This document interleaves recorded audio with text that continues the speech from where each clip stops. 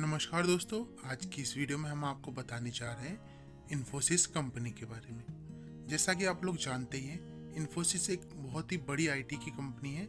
इस कंपनी के बारे में हम आपको बताएंगे उसकी बेसिक इन्फॉर्मेशन, उसकी क्या हिस्ट्री रही है, क्या क्या प्रोडक्ट्स एंड सर्विसेज में ये कंपनी डील करती है, वर्ल्ड वाइड ये कितनी कंट्रीज़ के अंदर फैली हुई है, किस किस कंपनी का इसने एक्विजिशन किया है, कितने एम्प्लॉयज़ इस कंपनी में काम करते हैं और क्या क्या इसको अवार्ड्स और बहुत कुछ इस कंपनी के बारे में हम और भी बताएंगे आपको। लेकिन उससे पहले अगर आपने अभी तक हमारे चैनल बिलियन टेक को सब्सक्राइब नहीं किया है तो प्लीज़ कर लीजिए, ताकि हम ऐसी कंपनी से जुड़ी रिलेटेड बहुत सारी अच्छी अच्छी इन्फॉर्मेशन आप तक पहुंचाते रहें। दोस्तों, बेसिक इन्फॉर्मेशन से हम इस कंपनी के बारे में बताएंगे आपको। ये जो कंपनी है इन्फोसिस, ये एक इंडियन कंपनी है और मल्टीनेशनल की कैटेगरी में आती है। मतलब ये इंडिया के बाहर एक से ज़्यादा देशों में काम करती है। अगर मैं आपको सही सही बताऊं तो ये लगभग 46 कंट्रीज़ के अंदर अभी काम कर रही है प्रेजेंट डेट में। और जो ये कंपनी है ये आईटी सेक्टर में काम करती है। मतलब सॉफ्टवेयर्स बनाना, सॉफ्टवेयर्स में डीलिंग करना, कस्टमाइजेशन करना, सॉफ्टवेयर डिफरेंट डिफरेंट टाइप के रिक्वायरमेंट के हिसाब से अपने बिजनेस पार्टनर्स को प्रोवाइड करना। साथ ही साथ इसका जो हेडक्वार्टर है दोस्तों, वो इस समय बेंगलोर कर्नाटक के अंदर है, जो कि इंडिया में बेस्ड है। और अगर टोटल ओवरऑल एक आईटी सेक्टर की कंपनियों में कंपेयर करें हम, तो ये सेकंड लार्जेस्ट कंपनी है आईटी सेक्टर की। फर्स्ट नंबर पर दोस्तों टीसीएस कंपनी आती है, जो कि सबसे बड़ी कंपनी है इस समय आईटी सेक्टर की। और अगर हम वर्ल्ड लेवल पे बात करते हैं किसी पब्लिक कंपनी की, तो ये 596 नंबर पे आती है अपने रिवेन्यू के बेस पर। तो चलिए आगे और भी जानते हैं इसके बारे में कुछ इंपॉर्टेंट इन्फॉर्मेशन। ये कंपनी 1981 में 7 जुलाई को इसकी फाउंडेशन किया गया था। मतलब एज पर रिकॉर्ड जिसमें ये रजिस्ट्रेशन किया गया हमारी इंडियन गवर्नमेंट के साथ, वो 7 जुलाई को किया गया था 1981 में। ये कंपनी उस समय पुणे के अंदर शुरुआत की गई थी, और जिसका जो शुरुआत में जो कैपिटल था, मतलब कितने रुपए के साथ शुरू की गई थी, वो सिर्फ 250 यूएस डॉलर था। ये कोई बहुत ज़्यादा अमाउंट नहीं होता दोस्तों, लगभग 20,000 रुपये का अमाउंट है ये। उस समय 20,000 रुपये के साथ इस कंपनी ने अपनी शुरुआत की थी। और शुरुआत के समय इस कंपनी की जो मेंबर्स थे, लगभग 7 इंजीनियर्स थे। उन लोगों ने मिलकर इस कंपनी की शुरुआत की, और उनमें से भी जो सबसे ज़्यादा इसमें लीडिंग कर रहे थे वो थे हमारे नारायण मूर्ति, जो कि इस कंपनी के काफ़ी लंबे समय तक चेयरमैन बने रहे, और वो आज भी इस कंपनी के चेयरमैन हैं। मतलब ओवरऑल सुपरवाइज करते हैं। चेयरमैन के पद से तो ये 2002 में रिटायर हो गए थे, लेकिन ये एक तरीके से इन्हें एक ऑनररी पोस्ट दी हुई है कंपनी के अंदर, ताकि ये ओवरऑल अपनी गाइडेंस और अपना एक्सपीरियंस कंपनी के साथ शेयर करते रहें। इसके अलावा नंदन नीलकानी जी जो है इस समय इस कंपनी के मेन चेयरमैन हैं। दोस्तों, जिसका आप अभी फोटो देख रहे हैं अपने स्क्रीन पर, चेयरमैन है वो नंदन नीलकानी जी।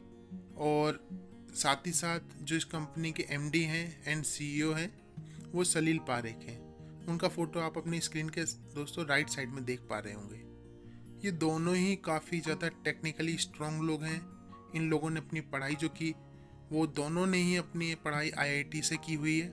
और इस तरीके से आप सोच सकते होंगे काफ़ी इंटेलिजेंट हैं, विदेशों से काफ़ी डिग्री इन्होंने ली हैं, और इस कंपनी को काफ़ी अच्छे तरीके से इस समय चला रहे हैं। दोस्तों, कंपनी की हिस्ट्री के बारे में आगे बात करते हैं हम। ये कंपनी, जैसे कि मैंने आपको पहले बताया, 1981 में शुरुआत की गई थी। 7 इंजीनियर ने शुरुआत की थी इसकी पुणे में, महाराष्ट्र के अंदर। बाद में इसका शिफ्ट कर दिया गया था। इसका हेडक्वार्टर जो बाद में बना दिया गया था बेंगलोर के अंदर। शुरुआत लगभग $250 से की गई थी, लगभग 20,000 रुपये से। और इसका बाद में हेडक्वार्टर शिफ्ट कर दिया गया था बेंगलोर के अंदर कर्नाटक में। लेकिन जब इसकी शुरुआत थी उस समय ये पुणे से शुरुआत की गई थी। जैसी जैसी इन्हें रिक्वायरमेंट हुई, इन लोगों ने काफ़ी इंपॉर्टेंट स्टेप्स लिए हैं अपनी हिस्ट्री के अंदर। मैं आगे भी आपको ऐसे ऐसे स्टेप्स समझाता हूँ और बताता हूँ वो कैसे क्या क्या स्टेप रहे हैं। 1987 में दोस्तों इस कंपनी ने अपना पहला इंडिया के बाहर अपना ऑफिस खोला था, बोस्टन यूएस के अंदर। उसके बाद 1993 में इस कंपनी ने एक आईपीओ लाया। मतलब आईपीओ से मेरा कहने का मतलब ये कि इसने अपना शेयर बाजार में एंट्री किया 1993 के अंदर। उस समय इसका जो एक शेयर का प्राइस था दोस्तों सिर्फ 95 रुपीज़ था। लेकिन जो अगर हम देखें आज की डेट का जो प्राइस है दोस्तों, वो लगभग 1100 रुपये है। तो आप देख सकते हैं इस कंपनी ने ओवरऑल काफ़ी अच्छी ग्रोथ कर ली है। और जब ये कंपनी रजिस्टर हुई थी आईपीओ के बाद, इस कंपनी ने काफ़ी अच्छा लिस्टिंग गेन दिखाया था। ये जून में रजिस्टर हुई थी कंपनी।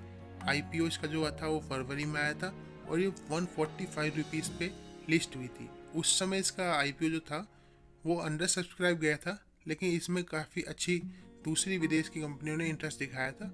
इस वजह से इसका जो लिस्टिंग प्राइस था वो काफ़ी अप गया था। दोस्तों, ये कंपनी आगे तरक्की करती गई और इसने 1999 में नेस्डैक स्टॉक एक्सचेंज में रजिस्टर हुआ, जो कि यूएस का स्टॉक है एक्सचेंज है। और इसने फिर अब 2004 में ये कंपनी जो थी उसने 1 बिलियन का टर्नओवर कर लिया था। और उसके बाद 2017 में लगभग 15 साल में इसने 10 बिलियन टर्नओवर अपना हासिल कर लिया।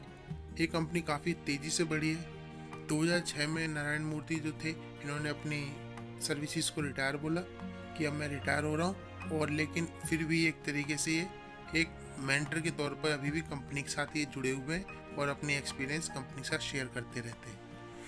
दोस्तों, 2018 में इस कंपनी ने अपने 25 साल पूरे कर लिए थे और स्टॉक एक्सचेंज में इसके 25 साल पूरे हो गए। और अब आप देख रहे हैं काफ़ी अच्छा स्टॉक एक्सचेंज में भी इसने गेन कर चुकी है, काफ़ी आगे बढ़ चुकी है। और 2019 के अंदर दोस्तों ये कंपनी सबसे बेस्ट कंपनीज में नोटिस में आई थी और ये 3rd रैंक पर वर्ल्ड वाइड इसको नोटिस किया गया था। और इस कंपनी ने 2020 तक आते आते काफ़ी करीब 15 कंपनियों का इसने अधिग्रहण किया, जिसको हम बोलते हैं एक्विजिशन किया था। दोस्तों, प्रोडक्ट एंड सर्विसेज के बारे में बात करेंगे आगे हम, क्या क्या प्रोडक्ट्स में ये डील करती है और क्या सर्विसेज देती है। इसके जो मेनली 3 कैटेगरी में दोस्तों मैं डिवाइड करता हूँ। जो ये इन्फोसिस आपको सर्विसेज प्रोवाइड कर रही है, वो सॉफ्टवेयर डेवलपमेंट करती है, नए नए सॉफ्टवेयर बनाना। उन सॉफ्टवेयर में कुछ चेंजेस कराने हैं तो उनमें कुछ प्रॉब्लम्स आती हैं तो उनकी मेंटेनेंस, उनमें कुछ अपने कस्टमाइजेशन कराना है। और इंडिपेंडेंट वैलिडेशन सर्विस है, मतलब आप कुछ ऐसी सर्विस है जो कि आप ऑन डिमांड इनसे करवाना चाहते हैं तो ये वो भी करते हैं। ये जो कंपनी है फाइनेंस सेक्टर में, इंश्योरेंस सेक्टर, मैन्युफैक्चरिंग सेक्टर और भी काफ़ी सेक्टर्स में डील करती है। इसके लिए इन्होंने इन्फोसिस कंसल्टिंग नाम से एक अलग कंपनी बनाई हुई है जो कि सेम इसी सेक्टर में डील करती है। और इसने बहुत सारे अच्छे अच्छे सॉफ्टवेयर लॉन्च किए, जैसे कि फिनेकल इसका सॉफ्टवेयर है जो कि इन्फोसिस द्वारा ही बनाया गया है और काफ़ी ज़्यादा वर्ल्ड वाइड नोन सॉफ्टवेयर है ये। इसके कुछ की प्रोडक्ट्स और सर्विसेज भी हैं जो कि लोग काफ़ी बड़े तौर पर इसका फ़ायदा उठाते हैं, जिसे हम एक NIA के नाम से जानते हैं दोस्तों। मतलब next generation integrated AI platform है ये, जिसे पहले हम माना के नाम से जानते थे। ऐसे ही इन्फोसिस कंसल्टिंग, इसका एक पूरा ग्रुप है जो कि कंसल्टिंग सर्विसेज ही प्रोवाइड करता है और ये एक इन्फोसिस की ब्रांच है। इन्फोसिस इंफॉर्मेशन प्लेटफॉर्म भी है, ऐसे हम IIP के नाम से जानते हैं। एडवर्ड सिस्टम्स है जो फिनेकल और ग्लोबल बैंकिंग प्लेटफॉर्म के लिए काम करता है। Panaya cloud service suite, Skava engineering services, digital marketing, manufacturing and other domains में भी इस कंपनी ने अपने हाथों को फैलाया हुआ है।